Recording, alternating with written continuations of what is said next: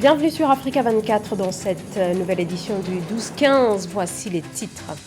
Le chef de l'État nigérien Mohamed Bazoum en déplacement à Difa pour une visite de travail de 3 jours. Dans cette région en proie aux violences du groupe terroriste Boko Haram. Au sommaire également, les dernières assemblées annuelles de la Banque africaine de développement, événement qui s'est tenu par visioconférence. Cette année, crise sanitaire oblige, les intervenants se sont justement penchés sur le renforcement de la résilience des économies en Afrique après le Covid-19. Le Cameroun veut capitaliser sur le marché commun. Le pays entend saisir les opportunités de la zone de libre-échange africaine. Le décryptage à suivre dans ce journal. Mais d'abord, ces émeutes en Eswatini entre forces de l'ordre et manifestants, émeutes réprimées ces derniers jours. Plusieurs manifestants auraient trouvé la mort et de nombreux militants ont été arrêtés. On compte également des blessés. L'Afrique du Sud et le Royaume-Uni condamnent ces violences intervenues dans le cadre de manifestations visant à réclamer plus de démocratie, notamment en l'organisation de véritables élections dans ce pays, la dernière monarchie absolue d'Afrique. Pour sa première sortie à l'intérieur du pays depuis son arrivée au pouvoir, le chef de l'État du Niger, Mohamed Bazoum, a démarré une visite depuis ce jeudi à Difa, au sud-est du Niger, une région ravagée par les attaques terroristes. Mais le calme quelque peu relatif retrouvé ces derniers temps a permis à quelques déplacés de regagner leur village. Tous avaient fui les attaques du groupe terroriste Boko Haram, des attentats menés depuis 2015, poussant des milliers de personnes sur les routes de l'exil. Le président de la République est donc dans la région pour évaluer la situation. Je vous propose de l'écouter. Je viens vous féliciter pour les succès que vous avez remportés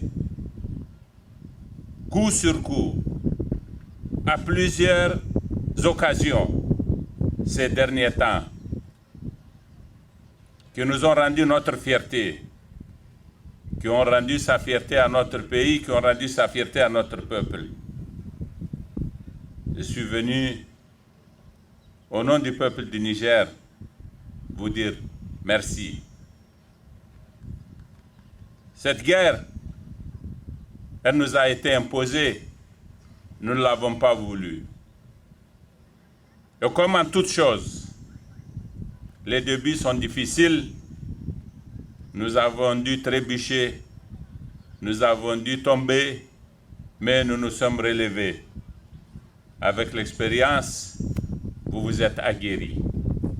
Et vos réponses, ces derniers mois, ont systématiquement été pertinente, marquée de courage, de savoir-faire et couronnée de succès. Je suis venu vous en féliciter, vous dire que nous sommes sur la voie de la victoire définitive parce que vous êtes des hommes désormais aguerris. Je voudrais vous demander de persévérer dans le courage dont vous avez fait preuve. Je voudrais vous demander de croire dans ce que nous allons faire parce que nous sommes engagés pour vous et nous ne lésinerons sur aucun moyen pour que notre réponse face à l'ennemi soit toujours conséquente. En République démocratique du Congo, la justice lance une nouvelle procédure contre Augustin Matata Ponyo. L'ancien Premier ministre est soupçonné de malversation dans le dossier du parc agro-industriel de Bukangalonzo, mais aussi de détournement de fonds destinés à l'indemnisation de 300 personnes qui seraient propriétaires des biens entrant dans le cadre de la zaïrisation. Et c'est au sujet de ce nouveau dossier que le procureur souhaite auditionner Augustin Matata Ponyo, qui lui souhaite s'expliquer devant le bureau du Sénat. Retour sur les assemblées annuelles de la Banque africaine de développement. La rencontre a rassemblé de nombreux acteurs économiques, un événement qui s'est tenu par visioconférence jusqu'au 25 juin dernier. Renforcer la résilience des économies en Afrique après le Covid-19 était la thématique retenue pour cette nouvelle édition qui s'est donc tenue dans un contexte marqué par l'effondrement de plusieurs économies. Corinne Oné. Le développement des rencontres virtuelles est sans nul doute l'un des points positifs de la crise sanitaire du coronavirus. Face à la menace pesante que fait planer la distanciation sociale sur les habitudes de vie, les rencontres virtuelles ont brisé les murs en rapprochant les groupes sociaux. La preuve a encore été donnée avec la 56e assemblée annuelle de la Banque africaine de développement qui a réuni virtuellement du 23 au 25 juin 2021 2 milliers de personnes, un record jamais atteint selon le président de l'institution. J'aime beaucoup ce format. Je l'aime pour plusieurs raisons. Premièrement, c'est un format extrêmement efficace en matière de coûts. Nous n'avons pas à aller physiquement dans les hôtels, à prendre des avions pour les transports. Et en tant qu'institution financière, ma première chose, donc, c'est d'être efficient, donc d'être optimal.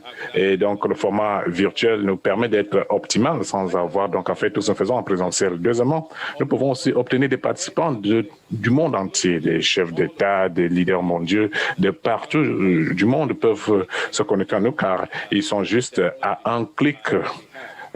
À l'aide de la technologie que nous avons, le niveau également de participation est plus élevé que je ne l'ai jamais vu. C'est ma 6e année en tant que président de la banque. Je n'ai jamais vu ce niveau de participation et de discussion dans les assemblées annuelles. À l'instar de cette nouvelle approche, plusieurs opportunités doivent jaillir de la crise sanitaire du coronavirus. Un impératif pour une reprise économique rapide et efficace des pays africains très impactés par la crise mondiale. Les actionnaires du groupe de la Banque africaine de développement ont manifesté leur soutien au plan de lutte contre la pandémie de Covid-19 proposé par la direction de la BAD. Ce plan comprend le développement de l'industrie pharmaceutique sur le continent. L'Afrique ne devrait pas quémander pour les vaccins. L'Afrique devrait produire ces vaccins. C'est la raison pour laquelle, à la banque, nous avons eu des échanges avec nos gouverneurs qui nous ont encouragés dans ce sens. Et dans les 10 années à venir, la banque s'attend à investir au moins 10 milliards de dollars dans l'industrie pharmaceutique pour la production des vaccins, y compris de médicaments. À titre de rappel, ces débats virtuels ont posé les bases de la reprise économique post-Covid en Afrique. Celle-ci passe par une réduction de l'endettement des pays africains, le développement d'une croissance inclusive qui donne plus de place aux femmes et aux jeunes, le soutien accru au secteur privé, véritable créateur de richesses, une bonne orientation des fonds issus des droits de tirage spéciaux, notamment vers l'économie verte. De façon concrète, la Banque africaine de développement et ses partenaires prévoient 230 projets évalués à 208 milliards de dollars dans le but de favoriser les perspectives d'opérationnalisation de la zone de libre-échange continentale africaine. La ZLEC, la zone de libre-échange africaine, opérationnelle depuis janvier. Ce marché vise à rassembler 1,3 milliard de personnes au sein d'un bloc pesant plus de 3 000 milliards de dollars. Le Cameroun, qui souhaite tirer profit de ce marché commun, lancera en septembre une plateforme dédiée aux éventuelles actions qui doivent être engagées pour y parvenir. Thierry Ndassa. 7 mois déjà, depuis le début des activités de la zone de libre-échange continentale africaine, un accord de libre-échange qui engage les États africains à supprimer les droits de douane sur 90% des biens qu'ils produisent. Dans ce cadre, le commerce intra-africain est susceptible d'augmenter de 52,3% d'ici à 2022. Une opportunité économique que le Cameroun entend bien saisir à travers l'organisation du Pro Meetup and Learn, une plateforme d'échange entre les acteurs majeurs du secteur économique et qui, pour sa 2e édition, aura pour thème ZLECAf, comment le financement et le développement de l'industrie peuvent être un support à la dynamique de croissance des pays membres. Déjà, il faut avoir une estampille Made in Africa pour pouvoir bénéficier des avantages de la zone de libre-échange. Mais pour avoir cette estampille, il faut pouvoir produire localement. Donc si on n'adresse pas les questions qui empêchent que les acteurs locaux puissent réellement se développer, bien entendu, la zone de libre-échange ne jouera pas son rôle. L'objectif visé par cet échange de haut niveau prévu en septembre 2021 est de mettre à la disposition de l'État du Cameroun les outils nécessaires à la prise de décision. Du Pro-Meet Up and Learn se dégageront des propositions de réforme qui pourront aider le Cameroun à tirer le meilleur parti de la zone de libre-échange. On travaille pour préparer les documents à soumettre à ceux qui prennent les décisions. Parce que nous pensons que ces résolutions-là peuvent être utiles. Nous suivons dans un cadre tout à fait particulier ces recommandations-là. Mais ce n'est pas notre devoir de venir dire ici que sur telle recommandation on nous a demandé d'attendre, sur telle autre on a dit que ce n'est pas le bon moment. On gère ça en coulisses. Le début du libre-échange ravive l'espoir d'un redressement post-pandémie de l'Afrique. Le secrétaire général du secrétariat de la ZLECAf basé à Accra, Wamkele Mene, a souligné que la mise en œuvre effective de cet accord commercial historique est le stimulus post-pandémique dont l'Afrique a besoin. Racisme dans le football, face aux insultes et cris racistes qui descendent des tribunes, la prise de conscience des joueurs et d'une partie de l'opinion publique, des joueurs, certaines autorités du football également, mais aussi des activistes demandent aux différents gouvernements de durcir la loi pour en finir avec ce racisme qui gagne du terrain. José Douglas. En Europe et d'abord l'Italie, où les supporters de la Lazio Rome ont un temps scandé des slogans racistes à l'encontre de certains joueurs et notamment des injures à l'endroit de la star internationale sénégalaise, Dame Doy. Nous ne cessons de dénoncer les actes de racisme, avons mené plusieurs campagnes en ce sens et continuons régulièrement à porter nos propres messages contre le racisme ou à nous associer à des actions extérieures. Fut un temps aussi, pendant une rencontre amicale avec Panathinaïkos, les supporters de Newcastle ont insulté la star égyptienne Mido en tonnant des chants islamophobes, traitant le joueur de terroriste et allant jusqu'à scander « Attention, Mido a une bombe ». Certains pensent aussi que ces propos alarmistes tenus par les hommes politiques sur l'immigration exacerbent les problèmes. Une campagne contre le racisme a lieu chaque année en octobre et connaît un grand succès.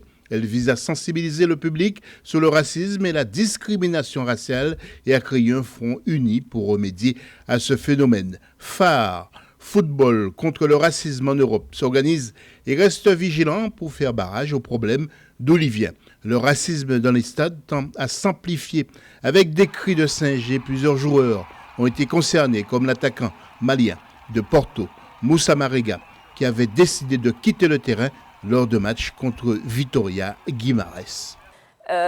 Ils le retiennent sur le terrain pour qu'il puisse continuer le match comme si de rien n'était. C'est super violent pour le joueur. L'exemple que je vais donner vulgaire, c'est si vous êtes face à un homme violent qui est en train de frapper son épouse. Là, c'est comme si vous dites à l'homme, oui, non, c'est pas grave, continue. Ou à la femme, non, rentre à la maison avec cet homme violent, vas-y, c'est pas grave. À l'Euro 2021, lors de Hongrie-France à Budapest, plusieurs centaines de supporters habillés en noir ont lancé des cris de singe et ont sifflé les joueurs de couleur.